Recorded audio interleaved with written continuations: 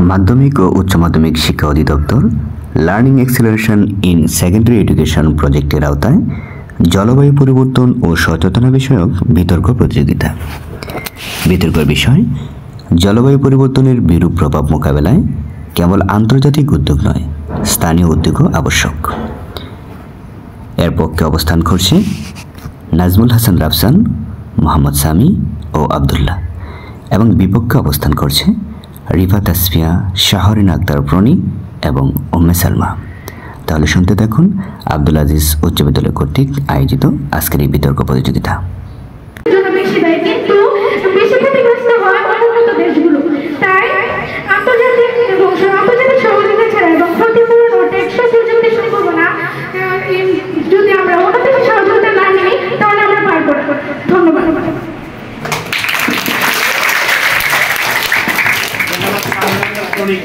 আজকের বিতর্কের বিষয় সম্পর্কে যুক্তি প্রদর্শনের জন্য জলবায়ু পরিবর্তনের বিরুদ্ধে মতামত প্রদান করার জন্য সর্বশেষ বক্তা আব্দুল্লাহকে আহ্বান করছি।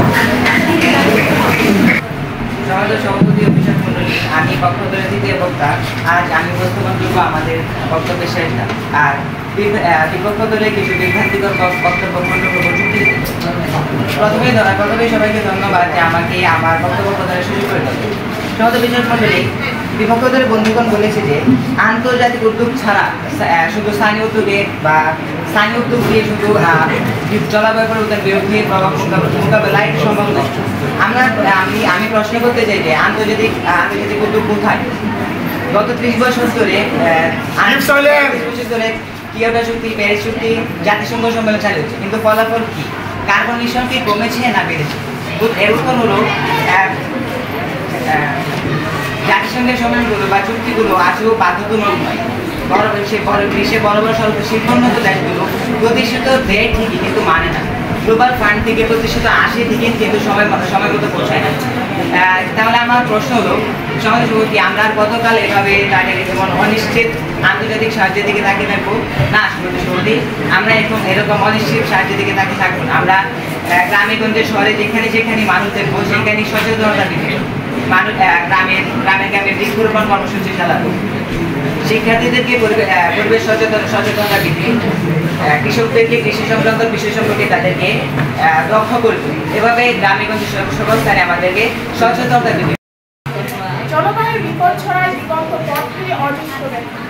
এজন্য শুধু গাছ লাগাতেই হবে না, এই যুদ্ধে প্রয়োজন বিশ্বের এক দেশের ধোঁয়া ও দেশের খরা। কেমন পৃথিবী, কোথায় তার ক্ষমা? স্থানীয় প্রচেষ্টা ভালো, তাতে কিন্তু বৈশ্বিক সমাধানে ঘটবে। ধন্যবাদ সবাই তো বিচারক মণ্ডলী আমার কিছু বলা সুযোগ করে দেওয়ার জন্য। বিতর্ক চলছে এবং আজকে বিতর্কের বিষয় জলবায়ু পরিবর্তন বিরুদ্ধে লড়াইয়ের জন্য আন্তর্জাতিক নয় বরং স্থানীয় উদ্যোগই আবশ্যক। অত্যন্ত যুক্তিযুক্ত কারণে আমরা এর বিরুদ্ধ দলে অবস্থান করছি। প্রতি বছর গ্রিন হাউসের কারণে যে বরফ কমে যায়, তার ফলে বাংলাদেশে বন্যা হয়। এই বাংলাদেশে বরফ কমানোর দায় কি বাংলাদেশে? অবশ্য না, দায় হচ্ছে আন্তর্জাতিক কার্বন নিঃসরণ এবং বনজাত।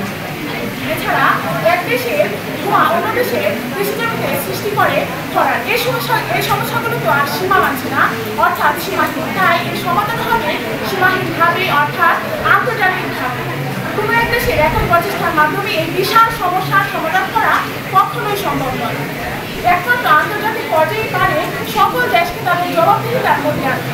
অনেক সময় উন্নয়নশীল দেশগুলো জলবায়ু পরিবর্তনের বিরুদ্ধে লড়াইয়ের উদ্যোগের জন্য প্রয়োজনীয় তথ্য এবং প্রযুক্তি রাখে না, যার ফলে পাশে তারা আন্তর্জাতিক সংস্থা বা চুক্তি যেমন পেয়েছে।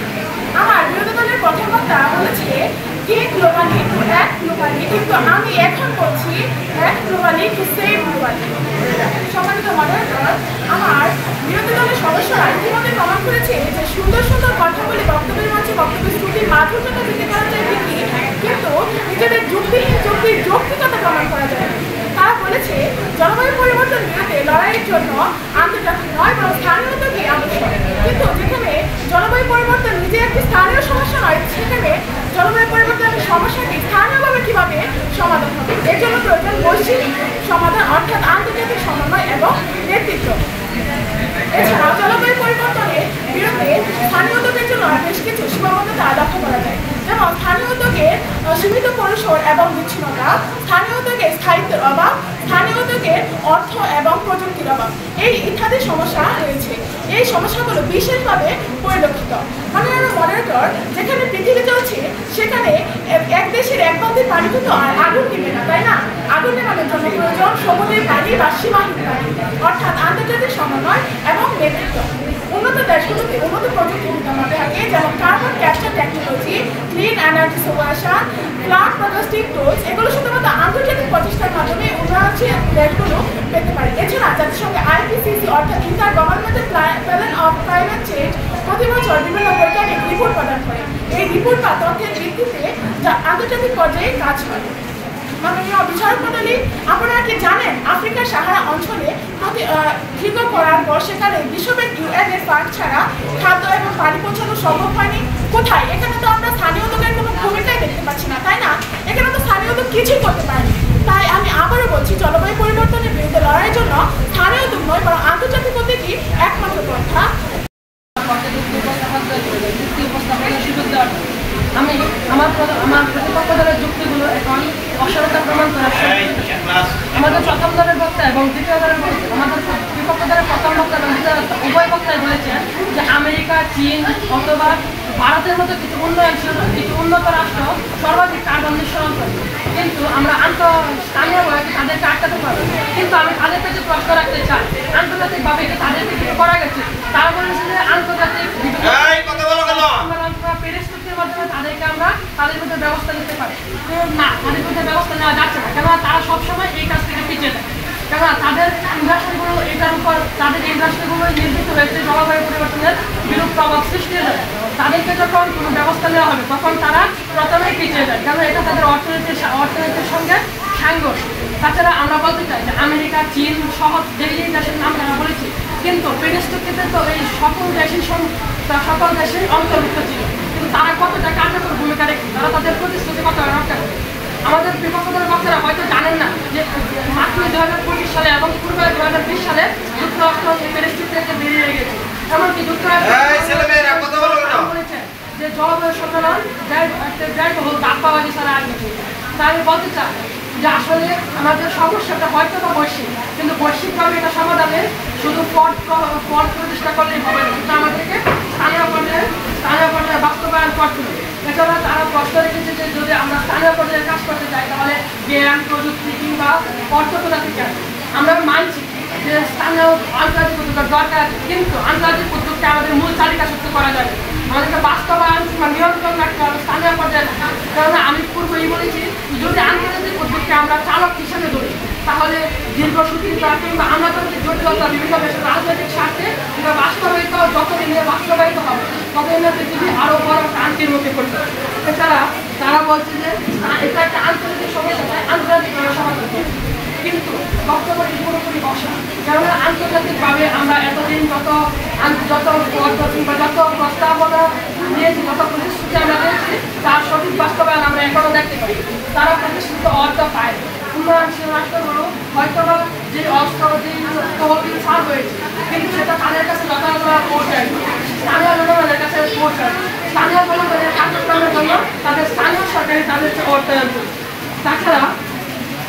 তাছাড়া তারা বলেছে যে কিছু দেশ ডুবে যাচ্ছে, এটা তো হিমবাহ বলে যাচ্ছে, আমাদের দেশে বলা হচ্ছে, উষ্ণতা বাড়ছে, আমাদের দেশে করা হচ্ছে, এটা তো আমাদের দায়। কিন্তু আমাদেরকে বলতে হবে, কিন্তু তারা এটা বলেন যে আন্তর্জাতিক মহল যে তাদের ভূমিকা রাখবে, তারা কিরকম ভূমিকা রাখবে, আন্তর্জাতিক মহলের ভূমিকা দেখতে হবে। তখন তারা বলছে ডুবালু ডুবে যাচ্ছে কিংবা বিভিন্ন দেশ ডুবে যাচ্ছে, কিন্তু এই ক্ষেত্রে আবার এক দেশে খাদ্য পৌঁছাচ্ছে, তারা স্থানীয় কিছু করতে পারছে না, বরং জাতিসংঘে তারা একটা খাদ্য পৌঁছাচ্ছে। কিন্তু আমার প্রশ্ন, যদি তারা স্থানীয়ভাবে আগে থেকে সচেতন থাকে, স্থানীয়ভাবে তাদের কার্যকর থাকে, তাহলে তো তাদের আন্তর্জাতিক সহযোগিতার দরকার ছিল। তারা স্থানীয় জনগণ যদি আগে থেকে সচেতন থাকতো, তারা জলবায়ুর বিরূপ প্রভাব মোকাবেলায় সচেতন থাকতো, তাহলে আন্তর্জাতিক উদ্যোগের কোনো প্রয়োজন ছিল না। অর্থাৎ আন্তর্জাতিক উদ্যোগের দরকার আছে, কিন্তু স্থানীয় উদ্যোগ সর্বোচ্চ গুরুত্ব দিয়ে তারা দেখতে পাবে। তাই আমি আমার বিপক্ষ দলের যুক্তিগুলোকে সম্পূর্ণ অসার বলে বিবেচনা করি। জনগণ